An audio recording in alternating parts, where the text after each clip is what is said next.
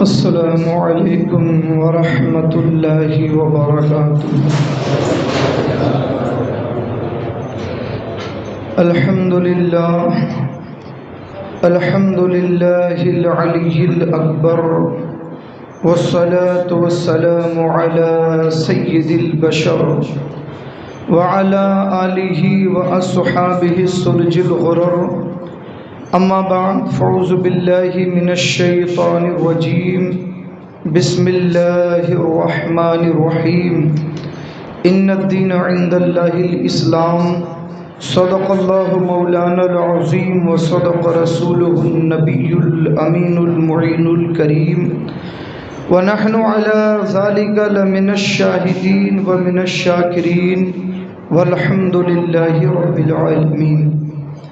معزز سامعین کرام، آئیے ہم اور آپ نہایت ہی عقیدت و احترام کے ساتھ حضور صاحب لولاک فخر موجودات رحمت عالم نور مجسم جناب احمد مجتبی محمد مصطفیٰ صلی اللہ علیہ وسلم کی بارگاہ اقدس میں درود و سلام کا نذرانہ پیش کرنے پڑھی۔ اللہم صلی علی سیدنا و شفیعنا و نبینا و مولانا و ملیانا محمد معدن الجود والکرم وعلی آلہ و صحابہ بارک وسلم، صلاة و سلاما علیک یا رسول اللہ، صلاة و سلاما علیک یا حبیب اللہ۔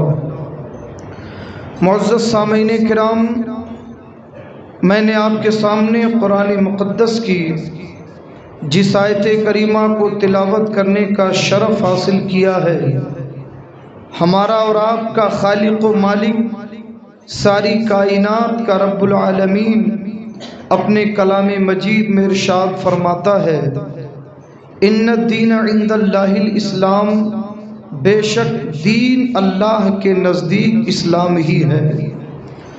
میرے عزیزوں، میرے دوستوں، میں نے تقریباً پچھلے 2 خطاب میں اس بات کو بتانے کی کوشش کی ہے کہ مذہب اسلام دنیا کا وہ واحد مذہب ہے جو انسانی فطرت کے بالکل عین مطابق ہے، اور یہ بات ساری دنیا جانتی ہے کہ جب انسان خود اپنی فطرت سے بغاوت کرتا ہے، اپنی فطرت سے ٹکراتا ہے، تو سماج میں برائیاں پیدا ہوتی ہیں، انسان کی صحت پر اس کا برا اثر پڑتا ہے اور حالات خراب سے خراب تر ہوتے ہیں۔ آج تمام پریشانیوں کا، الجھنوں کا، مصیبتوں کا اور دنیا کے اندر جو بے راہ روی، بے چینی اور بد اعتمادی پھیلی ہے، اس کا واحد ذریعہ یہ ہے کہ ہم اسلام کے قوانین کو فالو نہیں کرتے، اسلام کے طریقے کو نہیں اپناتے، جس میں دنیا میں ہمارے لیے سکون اور آخرت میں ہمارے لیے نجات رکھا ہے۔ اگر ہم اس چیز پر عمل کر لیں، انشاءاللہ دنیا بڑی خوشگوار، بڑی اطمینان بخش، بڑی سکون والی ہوگی، اور ایک دوسرے کی قدر لوگ کریں گے، دنیا کا ماحول بڑا خوبصورت ہوگا، اور انشاءاللہ آخرت میں بخشش کی ضمانت تو اللہ نے اپنے ذمہ کرم میں لے رکھا ہے۔ میرے عزیزوں، میرے دوستوں، آپ غور فرمائیں کہ مذہب اسلام نے ہر قانون جو ہمیں عطا فرمایا، اگر آپ اس کی گہرائی اور گہرائی پہ نظر فرمائیں گے تو آپ دوسرے مذاہب اور دوسرے دنیا کے قوانین سے اس کا موازنہ کریں، اس کا مقابلہ کریں اور سامنے رکھ کر کے دیکھیں تو آپ کو سمجھ میں آئے گا کہ اسلام سے بہتر قانون دنیا پیش نہیں کر سکتی۔ اس کی وجہ یہی ہے کہ دنیا کے تمام قوانین خود انسانوں کے اپنے بنائے ہوئے ہیں، جو حالات کے اعتبار سے اور زمانے کے بدلنے کے اعتبار سے کمزور پڑ جاتے ہیں یا ان کی ضرورت ختم ہو جاتی ہے۔ مگر اللہ تبارک و تعالیٰ نے جو قانون عطا فرمایا تو وہ پاسٹ، پریزنٹ، فیوچر سب کو جانتا ہے، سارے حالات اس کے علم میں ہے، اس لیے اس نے جو قانون عطا فرمایا وہ ہمیشہ کے لیے مفید اور باعث نجات اور جس کے اندر سکون انسانیت مضمر ہے، وہ قانون اللہ نے ہمیں عطا فرمایا۔ اور یہی وجہ ہے کہ 1400 سالوں میں دنیا کا ہر قانون بدلتا نظر آیا، ہر طریقہ چینج ہوتا نظر آیا، ہر قوم کی تہذیب و تمدن میں فرق پڑا، مگر اسلام کا قانون حیات، قانون نظام اور قانون قرآن جو اللہ نے ہمیں عطا فرمایا، وہ 1400 سال پہلے بھی ساری دنیا کی رہنمائی کر رہا تھا، آج بھی رہنمائی کر رہا ہے، اور انشاءاللہ صبح قیامت تک وہ سب کی قیادت اور رہنمائی کرتا رہے گا۔ آپ ذرا غور فرمائیں، دنیا کے اندر اتنی کثرت کے ساتھ انسان اپنی ضرورتوں کے لیے، اپنی خواہش پر، اپنے دشمن کے خلاف کیا کیا اقدامات کرتا ہے۔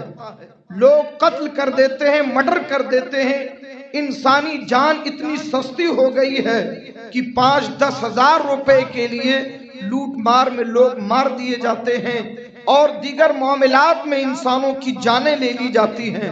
اسلام نے قانون عطا فرمایا، وَلَكُمْ فِي الْحَيَاةِ وَلَكُمْ فِي الْقِصَاصِ حَيَاةٌ۔ اللہ نے ارشاد فرمایا کہ تمہارے لیے قصاص میں زندگی ہے۔ قصاص میں زندگی، قصاص کا کیا مطلب؟ مطلب یہ ہوا کہ اگر کسی انسان نے، چاہے وہ کوئی بھی ہو، اگر کسی انسان نے کسی انسان کو قتل کر دیا تو خدائی قانون یہ کہتا ہے کہ اس کے بدلے میں اس قاتل کو، اس مرڈر کرنے والے کو قتل کیا جائے۔ بس ایک قانون اللہ نے عطا فرمایا، اگر کسی نے کسی کو قتل کیا اور اس کی شہادت ثابت ہو گئی، واقعی اسی نے قتل کیا ہے، تو قانون اسلام میں دنیا میں کوئی بھی اسے بچا نہیں سکتا۔ قانون اسلام یہ کہتا ہے کہ اس قاتل کو اس مقتول کے بدلے میں قتل کیا جائے گا، اور اللہ نے فرمایا کہ اس میں تمہارے لیے زندگی۔ لوگ حیرت میں پڑ گئے کہ قرآن کہتا ہے وَلَكُمْ فِي الْقِصَاصِ حَيَاةٌ، قصاص میں یعنی قاتل کو قتل کرنے میں انسانیت کی زندگی۔ ارے جب قتل ہو گیا تو زندگی کہاں ہے؟ یہ تو موت ہے۔ مگر قرآن کا قانون ہے، اور قرآن کو سمجھنے والا ذہن چاہیے۔ ظاہر سی بات ہے، جب ایک قاتل کو یہ پتا چل جائے گا کہ ہمیں اس قتل کے بدلے میں قتل ہونا ہی ہے اور کوئی مجھے بچا نہیں پائے گا، اور جب اس نے قتل کر دیا اور اس قتل کے بدلے میں اس قاتل کو قتل کیا گیا، تو ایسے ہزاروں لوگ جو اپنے دلوں میں کسی کو قتل کرنے کا جذبہ رکھتے ہیں، کسی کو قتل کرنے کی پلاننگ کر رہے ہیں، یہ بتائیے جب مجرموں کو یہ پتا چل جائے گا کہ قتل کرنے والا کسی حال میں بچ نہیں سکتا، تو اب وہ اپنی زندگی کی خیر منائے گا اور وہ قتل کرنے سے رکے گا۔ تو اب جتنے لوگوں کے قتل سے رکے گا، قرآن فرماتا ہے یہ قصاص کی وجہ سے اللہ نے انہیں زندگی عطا فرمائی۔ بات سمجھ میں آئی؟ تو اب یہ قانون آپ دیکھیں کہ اس قانون کے مقابلے میں آپ دنیا کے چاہے جتنے قانون لاؤ، 10 سال جیل میں ڈال لو، 20 سال جیل میں ڈال دو، سخت سخت سزائیں دے دو، بلکہ ہوتا یہ ہے کہ مرڈر کرنے والا اگر جیل میں جا کر چھوٹ کے آتا ہے تو دھمکی دیتا ہے کہ اگلی بار پورے خاندان کو اڑا دیں گے، ہم نے جیل کا مزہ چکھ لیا ہے، ہو کے آئے ہیں، خیر مناؤ، اور اسی وجہ سے جرائم کی شرح بڑھتی۔ میرے عزیزوں، میرے دوستوں، آپ غور فرمائیں، قرآن نے ایک قانون عطا فرمایا کہ چور کی سزا یہ ہے کہ اس کے ہاتھ کاٹے جائیں گے۔ واقعی زانی کی سزا یہ ہے کہ اسے سنگسار کیا جائے، شادی شدہ ہو کر اگر اس نے زنا کیا تو اس نے پتھر مارے جائیں گے کہ وہ مر جائے۔ یہ سب قانون سننے میں بڑا سخت لگتا ہے، اتنا بڑا قانون، چوری کیا ہاتھ ہی کاٹ دیا، اگر زنا کیا تو سیدھے مار ہی ڈالو، ارے بڑا یہ بہت خطرناک قسم کا قانون ہے۔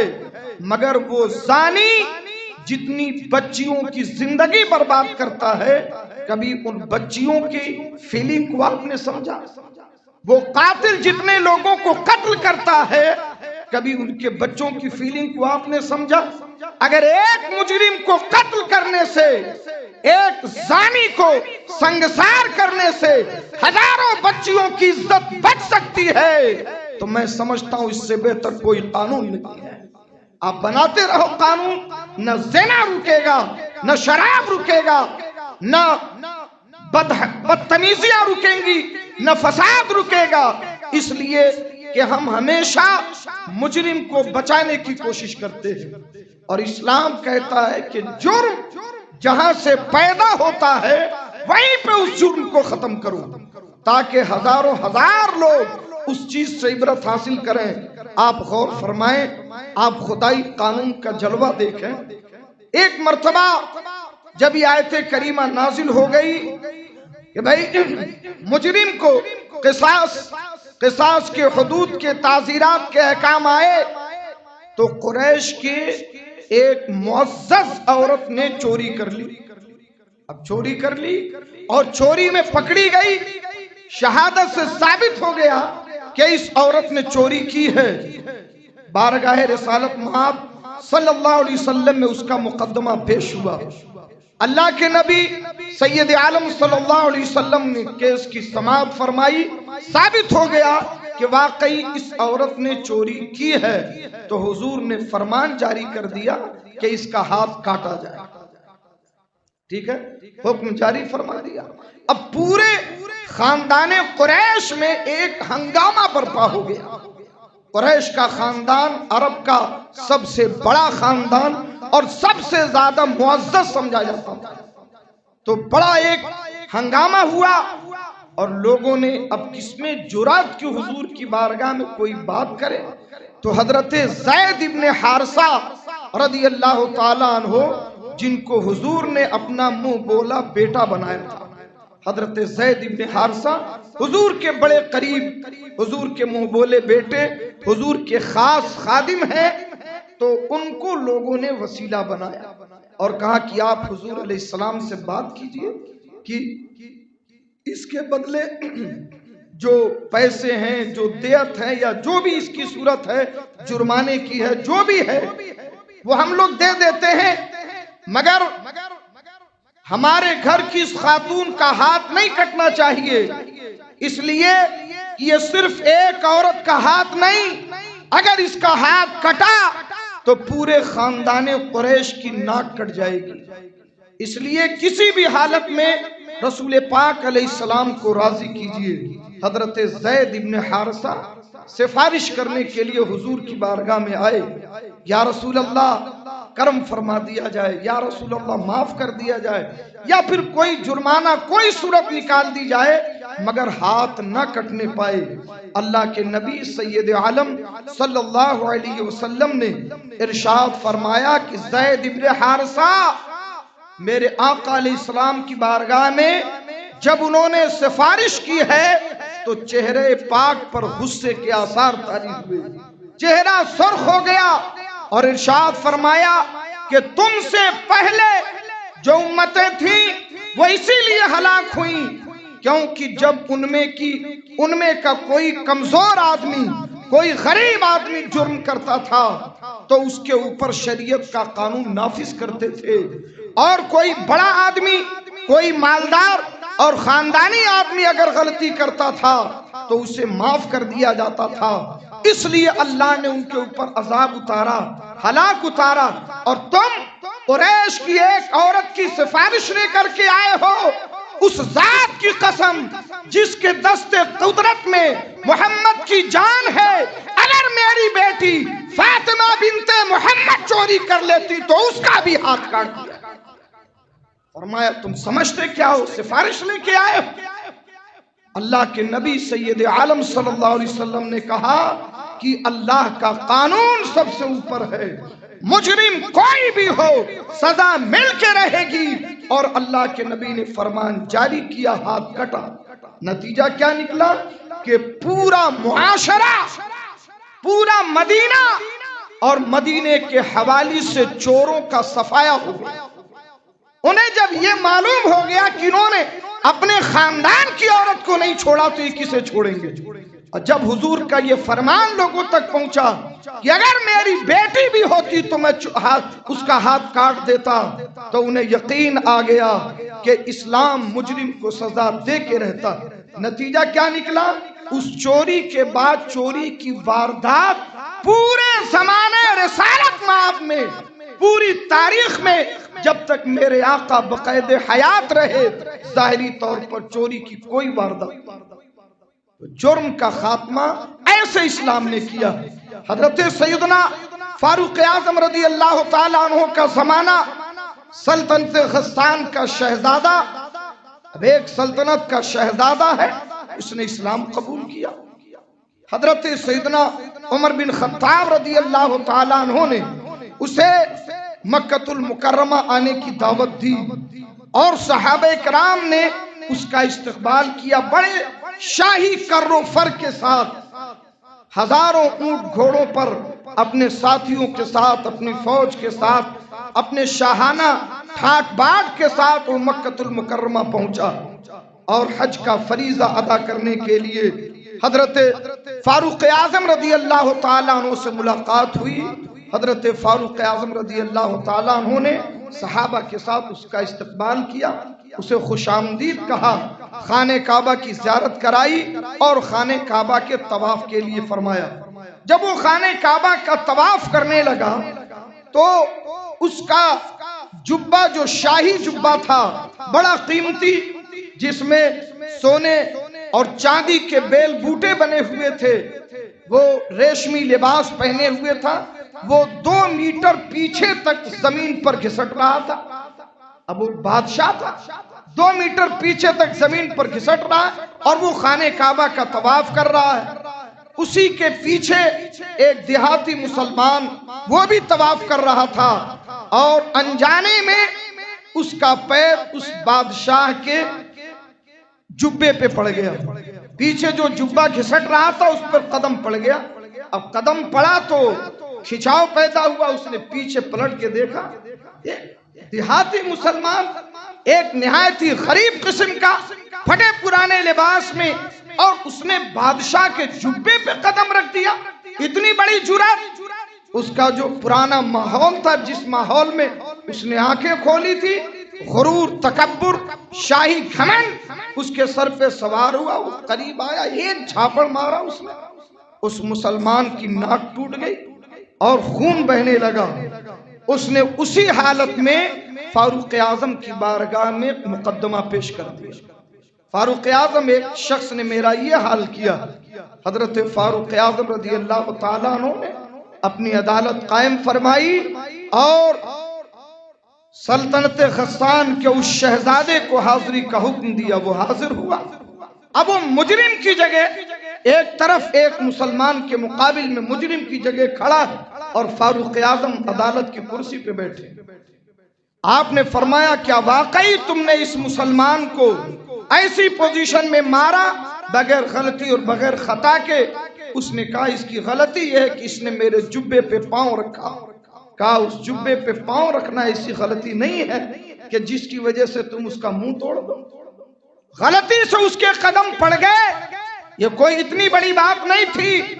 تم نے اسے مارا، اور مار کر کے اسے تکلیف پہنچائی، اس کے ناک توڑے ہیں۔ اب تمہارے لیے اسلام میں 2 ہی راستے ہیں، یا تو کسی بھی طرح اس غریب مسلمان کو جس پر تم نے ظلم کیا ہے اسے راضی کرو، اس سے معافی مانگو، اگر وہ معاف کر دے تو عمر بھی تمہیں معاف کر دے گا، اور نہیں تو اللہ کا قانون یہ ہے کہ اگر کسی نے کسی کے دانت توڑے ہیں تو دانت توڑے جائیں گے، ناک توڑی ہے تو ناک توڑی جائے گی، آنکھ پھوڑی ہے تو آنکھ پھوڑی جائے گی۔ جس نے جو جرم کیا ہے اس کا بدلہ اسے بھگتنا ہے۔ اس نے کہا کہ میں اس مسلمان سے معافی مانگوں، میں بادشاہ ہوں، اگر میں نے مار دیا تو کیا ہوا؟ ہم تو بہت ساروں کو مارتے رہتے ہیں۔ آپ نے فرمایا، وہ اس لیے کہ وہاں تمہاری بادشاہت چلتی ہوگی، وہاں تمہارا حکم چلتا ہوگا۔ یہ اسلام ہے ان الحکم الا للہ، یہاں تو حکومت صرف اللہ کی ہے، یہاں قانون صرف اللہ کا ہے، عمر تو صرف اس قانون کو نافذ کرنے والا ہے، حکومت تو صرف اللہ کی ہے۔ حضرت فاروق اعظم نے جب دونوں باتیں اس کے سامنے رکھی تو دونوں باتیں اسے ناگوار گزری۔ اس نے کہا کہ اچھا مجھے ایک رات سوچنے کی مہلت دیجیے، میں صبح حاضر ہوتا ہوں۔ فاروق اعظم نے اسے سوچنے کی مہلت دی، ان دونوں میں سے کوئی ایک بات طے کر کے صبح آنا، مگر وہ رات میں ہی اپنی فوج کے ساتھ نکل کے بھاگ گیا، نکل گیا، وہ مرتد ہو گیا، اس نے اسلام چھوڑ دیا۔ اس بات کا افسوس ہوا صحابہ کرام کو، تو لوگوں نے فاروق اعظم رضی اللہ تعالیٰ عنہ کی بارگاہ میں یہ بات پیش کی کہ فاروق اعظم آپ کو تھوڑی نرمی کرنی چاہیے تھی، ارے بادشاہ تھا اور اس کا مزاج ایسا تھا، آپ تھوڑی نرمی کرتے۔ تو حضرت فاروق اعظم رضی اللہ تعالیٰ عنہ نے جو ارشاد فرمایا وہ سننے کے لائق ہے۔ آپ نے فرمایا کہ یہ تو ایک بادشاہ ہے، اگر سینکڑوں بادشاہ اسلام چھوڑ کے چلے جائیں عمر کو اس سے فرق نہیں پڑتا، مگر اللہ کے قانون کو کسی انسان کے لیے کمزور کیا جائے یہ عمر کو برداشت نہیں ہے۔ آپ نے فرمایا کہ اگر آج میں اسلام کے قانون میں لچک پیدا کرتا تو قانون اسلام آگے چل کے دنیا سے ختم ہو جاتا، میں ایسا نہیں کر سکتا۔ اللہ کے نبی نے یہ دین ہمیں امانت میں عطا فرمائی ہے، اور جو امانت نبی نے عطا فرمائی ایسے ہی یہ امانت میں اپنے بعد والوں تک پہنچانا چاہتا ہوں۔ عمر کے اندر یہ جرأت نہیں ہے کہ اس کے اندر کوئی تبدیلی، لچک یا نرمی پیدا کرے۔ اللہ کا قانون سب سے اوپر ہے اور وہی سب سے اوپر رہے گا۔ میرے عزیزوں، میرے دوستوں، عرض یہ کرنا ہے کہ مذہب اسلام ایک ایسا ماحول دیتا ہے، ایک ایسا معاشرہ دیتا ہے، ایک ایسی زندگی دیتا ہے جس میں جرم کے لیے کوئی جگہ نہیں ہوتی، جس میں انسانیت کے لیے اطمینان ہے، سکون ہے، اعتماد ہے، بھائی چارگی ہے، ایک دوسرے کے لیے محبت ہے۔ ہمارے دین کا نام اسلام ہے، ہمارے دین کو اسلام کہتے ہیں۔ اسلام کا مطلب ہی ہوتا ہے جس میں سلامتی ہو، جس میں امن ہو، جس میں بھائی چارگی ہو، جس میں پیار ہو، جس میں محبت ہو۔ ہاں، مجرم کوئی بھی یہاں بخشا نہیں جاتا، چاہے وہ مجرم عقیدے کا ہو، چاہے وہ عمل کا ہو، اس کو سزا ضرور ملتی ہے۔ کچھ کو بائیکاٹ کیا جاتا ہے، کچھ کو قتل کیا جاتا ہے، اور کس سے تعلقات کو ختم کیا جاتا ہے۔ مجرم کے لیے کوئی جگہ نہیں، مجرم کو سدھارنے کے لیے تو قانون ہے، مگر مجرم کو اس کے جرم کے ساتھ قبول کرنا، اس کے لیے اسلام میں کوئی گنجائش نہیں۔ میرے عزیزوں، میرے دوستوں، اس لیے اسلام کا جو قانون فطرت ہے، اس قانون فطرت کو اپنانے کی ضرورت ہے۔ آپ اسلام کے قانون کو ایک طرف رکھ کے دنیا کے تمام خرافات، تمام ایجادات اور تمام بدعات سیئات کو ایک طرف رکھیں، آپ کی زندگی میں ہی آپ کو فرق محسوس ہو جائے گا۔ سکون کہاں ہے، اطمینان کہاں ہے، اور اعتماد کہاں ہے، دنیا کے اندر ایک دوسرے کے لیے پیار کہاں ہے۔ آپ دیکھ لیں، ایک دنیا میں شراب کو فالو کیا جاتا ہے، زنا کو فالو کیا جاتا ہے، بغیر شادی کے ایک دوسرے کے ساتھ رہنے کو فالو کیا جاتا ہے، جوئے کے بڑے بڑے اڈے کھولے جاتے ہیں، تمام خرافات کیے جاتے ہیں۔ ان سب چیزوں کی عمر کتنی ہوتی ہے؟ ان کی عمر کتنی ہوتی ہے؟ ایک جوان انسان جب تک جوانی کی گرمی اس کے اندر ہے، وہ زنا اس کے لیے اچھا ہے، اس کے لیے جوا اچھا ہے، اس کے لیے شراب اس کی نظر میں اچھا ہے، اس کے لیے تمام گناہ کے کام اچھے ہیں۔ مگر ایک بوڑھا جو جلجل ہو چکا ہے، اب اس سے کہو کہ جناب والا تجھے زنا کی چھوٹ ہے، تو زنا کر، کوئی بات نہیں، اب تیرے لیے ایک سے ایک فلمیں ہیں، تو دیکھتا رہ، تیرے لیے کوئی بات نہیں، ناچ گانے تماشوں میں ڈانس کر۔ نہ اس کی قوت اس کے پاس ہے، نہ اس کا جسم اس کا ساتھ دے گا، نہ اس کا مزاج اس لائق رہے گا۔ کہے گا بھائی مجھے سکون سے رہنے دو، مجھے 4 روٹی کھا کے پڑے رہنے دو۔ اللہ نے فرمایا الا بذکر اللہ تطمئن القلوب، دلوں کا سکون تو صرف اللہ کے ذکر میں ہے، اور اللہ کا ذکر ہی انسانوں کو سکون عطا کرتا ہے۔ مگر بڑھاپے کے عالم میں بھی جہاں انسان گناہ کے کوئی کام میں لذت نہیں پاتا، اس بڑھاپے میں بھی اسے نماز میں لذت ضرور آتی ہے، قرآن کی تلاوت میں لذت ضرور ملتی ہے، نبی پہ درود پڑھنے میں لذت ضرور ملتی ہے، مسجدوں کے سجدے میں اسے لذت ملتی ہے، اپنے گھر میں بھی ہوتا ہے، اللہ اللہ کر کے اسے سکون ملتا ہے۔ اس لیے کہ رب نے فرمایا الا بذکر اللہ تطمئن القلوب، دلوں کا سکون تو اللہ کے ذکر میں ہے۔ ساری دنیا کے خرافات، تمام گناہ، ساری چیزیں تمہاری زندگی میں ہی یہ ثابت کر دیتے ہیں کہ ہم پوری زندگی تمہارا ساتھ نہیں دے سکتے، پھر بھی انسان اس کے پیچھے بھاگتا ہے، پھر بھی اس کے پیچھے اپنے دین کو تباہ کرتا ہے۔ میرے عزیزوں، میرے دوستوں، واقعی ریئلٹی اس میں ہوتی ہے، سچائی اس میں ہوتی ہے، حقیقت اس میں ہوتی ہے جو ہمیشہ آپ کا ساتھ دے سکے۔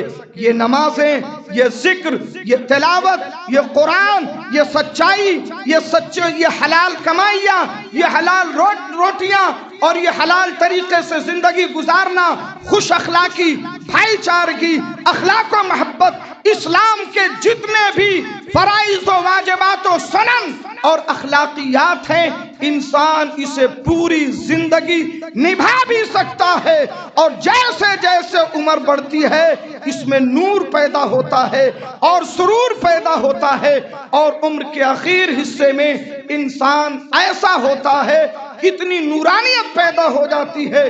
ایک بوڑھا دیندار، اللہ کے نبی فرماتے ہیں اسے دیکھو تو اللہ یاد آ جائے، سبحان اللہ یاد آ جائے، اس کی زندگی جو اللہ کے مرضی کے مطابق گزری، شریعت کے مطابق گزری۔